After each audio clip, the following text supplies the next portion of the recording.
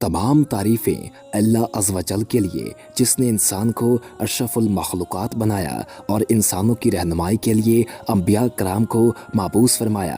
अंबिया कराम को अल्लाह ताला ने ऐलाने नबूवत से पहले भी ऐसे आला पाकीज़ा इखलाक मौजज़ात व करामात अता फरमाए। हज़रत सुलेमान अलैहिस्सलाम हज़रत दाऊद अलैहिस्सलाम के 19 बेटों में से सबसे छोटे थे। हज़रत सुलेमान अलैहिस्सलाम आपकी विरासत बादशाहत और खिलाफत के जानशीन बने। विरासत से मुराद यहाँ माल दौलत नहीं बल्कि नबी सल्लल्लाहु अलैहि वसल्लम के इरशाद के मुताबिक अंबिया कराम के माल दौलत का किसी को वारिस नहीं बनाया जाता।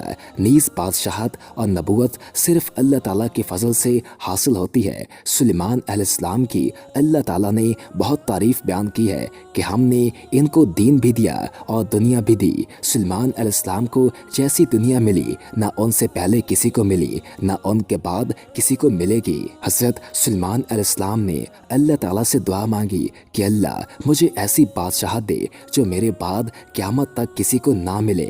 तो अल्लाह ने सुलेमान अलैहिस्सलाम के लिए हवाओं को मस्खर कर दिया, जिन्नात को उनके ताबे कर दिया।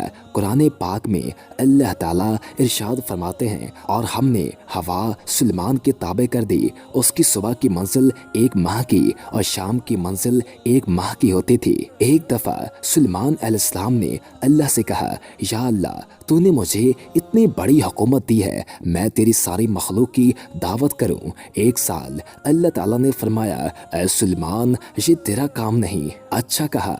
1 महीना फरमाया, ये तेरा काम नहीं। कहा अच्छा 1 दिन तो मुझे इजाज़त दे दे। अल्लाह ताला ने फरमाया, अच्छा ठीक है करो। फिर सुलेमान अलैहिस्सलाम ने खाने तैयार करवाए। हवा को हुक्म दिया गया कि ठंडी हो के चल कि खाने ख़राब ना हो। दस्तरखान इतना लंबा कि एक तरफ से चलते तो 1 महीने के बाद जाके ख़त्म होता। जब खाना तैयार हो गया तो सुलेमान अलैहिस्सलाम ने कहा, या अल्लाह खाना तैयार है। तो अल्लाह ताला ने फरमाया, किसको पहले खिलाओगे, ज़मीन वालों को क्या आसमान वालों को? तो सुलेमान अलैहिस्सलाम ने जवाब दिया, या अल्लाह पहले पानी वालों को।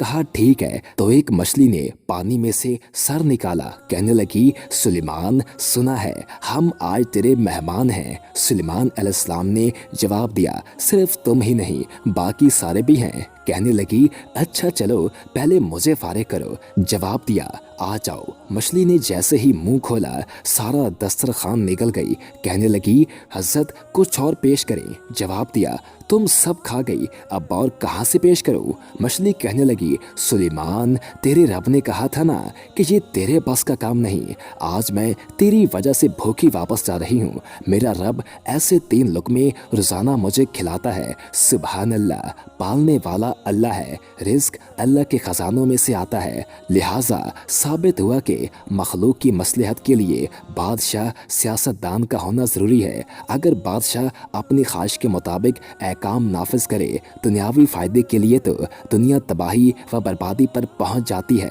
आखिरकार बादशाह की अपनी तबाही का वक्त भी आ जाता है। अगर बादशाह शरई अहकाम के मुताबिक फ़ैसले करे तो निज़ाम आलम दुरुस्त हो जाता है और भलाई के तमाम दरवाजे खुल जाते हैं। अल्लाह हमें सही मानों में शरई अहकाम नाफिज करने और उन पे अमल करने की तौफीक अता फरमाए। आमीन सुम्मा आमीन।